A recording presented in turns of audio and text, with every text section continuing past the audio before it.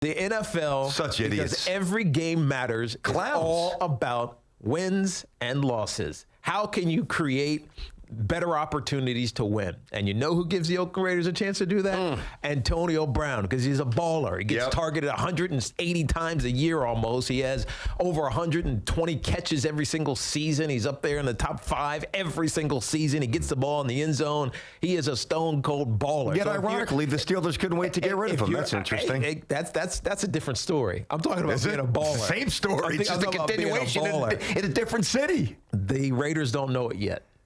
They've heard it. They've seen it. They've seen it themselves. The Steelers have seen it. True, probably. Think about that. He's so tantalizing. I hear you. He is so damn good. I understand that. I agree that nobody cares. And the Raiders sitting on this side of the mic, you Yeah. can say whatever you want. I know. But Jon Gruden needs W's. And so as long as Antonio Brown can help them get W's, Antonio Brown will be on the Oakland Raiders. Will they regret this at some point in a week? Or 3 weeks, a month, or 2 months, 100%. Or maybe every one of those steps along the line. Book it. Absolutely, but only as much as he doesn't help them get W's. That's the only thing that matters.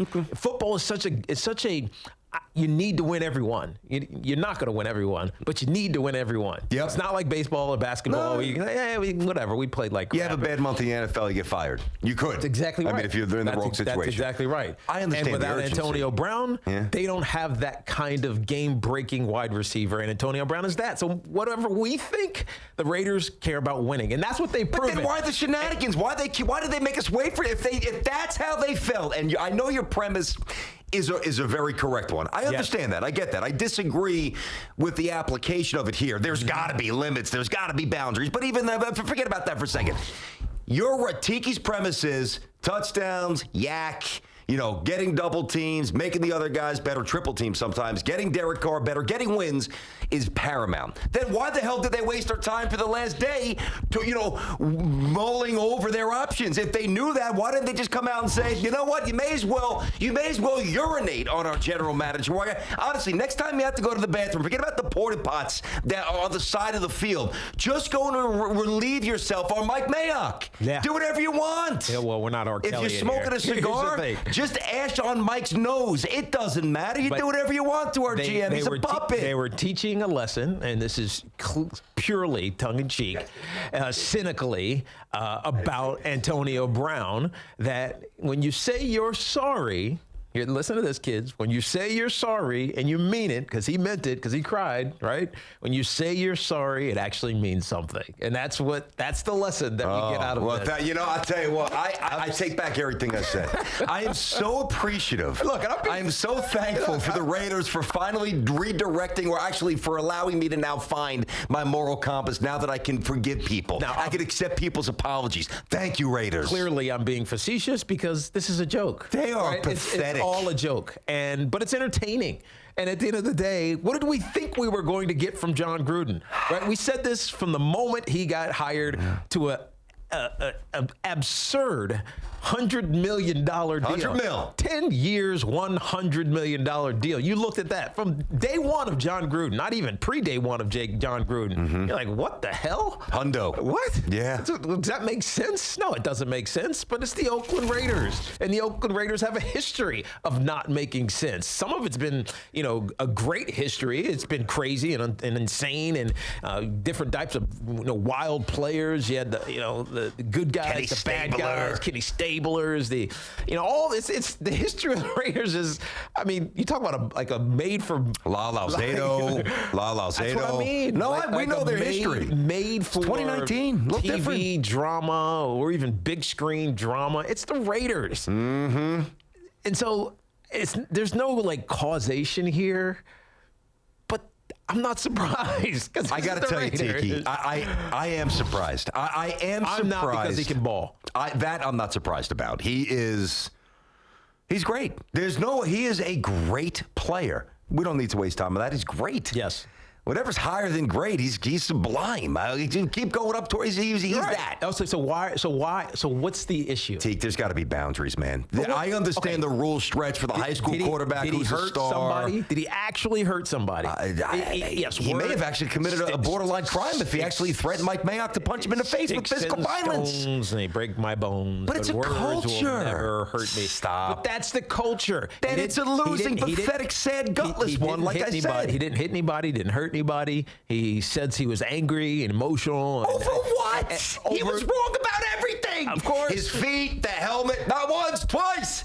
2 grievances for the helmet, twice. Look, by the way. Then he was mad about the Instagram. Wrong. Then he was wrong about the Instagram. Then he was wrong about threatening Mike Mayock, called him a cracker, whatever. He's been wrong about everything. What is he mad at?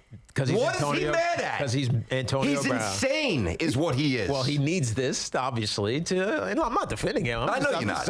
This drives me nuts. This is how he gets himself motivated, I guess, to play and to be. He's got to have a chip, and if he can't find the chip on the other side of the ball, he'll find it on his side of the ball. Yeah. It's what it is. Yeah. It's who he is. But he's not. He hasn't actually hurt anybody. You know what I mean? Well, not on not in the locker room. Not on the field.